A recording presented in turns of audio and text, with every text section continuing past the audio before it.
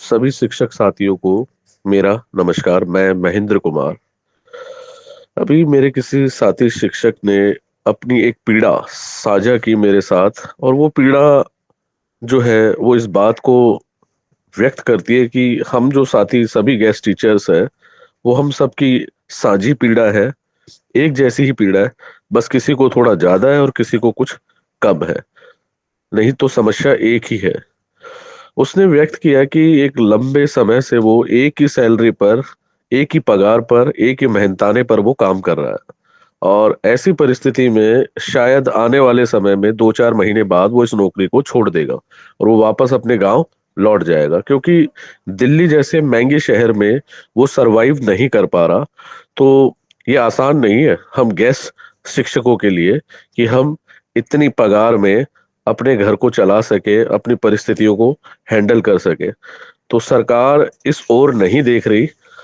लेकिन बात करते करते जो है, हम दोनों की जो बातें हैं वो बहुत आगे तक निकल गई, और हमने पूरा जो सिस्टम है, एजुकेशन सिस्टम पूरी दुनिया का, उसमें से कुछ प्रमुख प्रमुख जो देश है उनको सर्च किया।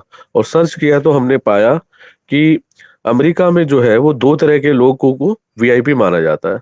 यानी अमेरिका में दो तरह के लोग ही वीआईपी है। एक तो शिक्षक है जिनको आप बहुत ऊपर का दर्जा वहां मिलता है, दूसरे वैज्ञानिक साइंटिस्ट। तो ये दो ही ऐसे टाइप है नौकरी के जो अमेरिका में जिनको वीआईपी माना जाता है।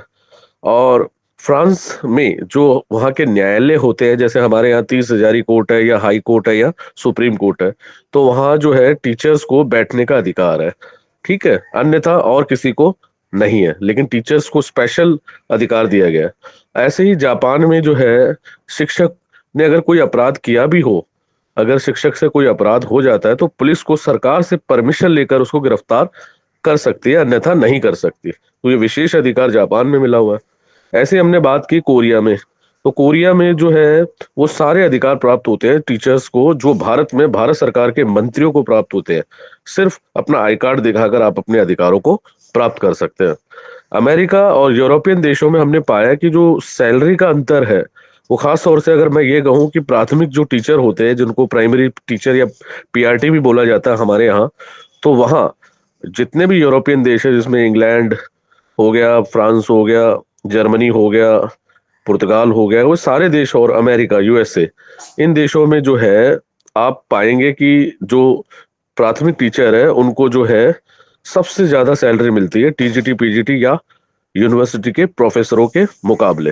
क्योंकि ऐसा मानते हैं कि वो कच्ची मिट्टी को पक्का बनाते हैं, यानी जो छोटे बच्चे होते हैं उनके अंदर वो बहुत ज्यादा मेहनत करते हैं, उनको सिखाते हैं, और ये सही भी है, इसमें कुछ भी गलत नहीं है। लेकिन भारत के संदर्भ में आप ये बात नहीं पाते, यहाँ उल्टा ही है। ठीक है, तो ये सोचने वाली बात है।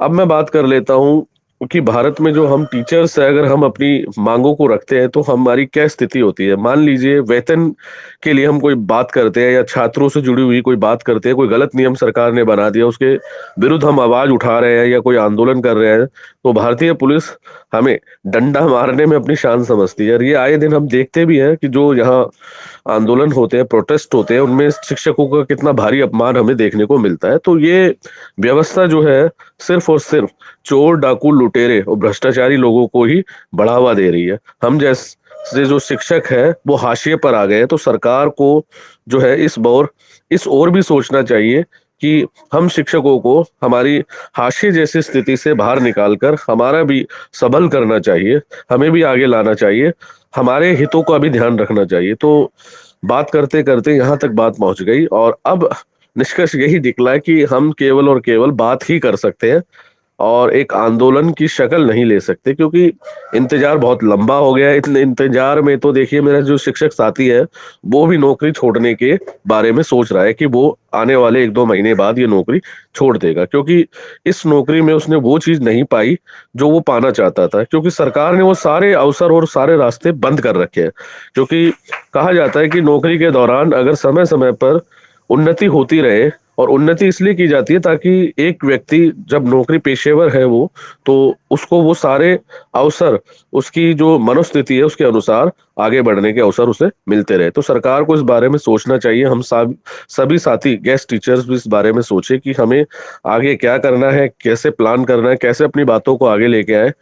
आप सभी से रिक्वेस्ट है कि इस बारे में जरूर सोचें कि क्या करना चाहिए हमें। Thank you.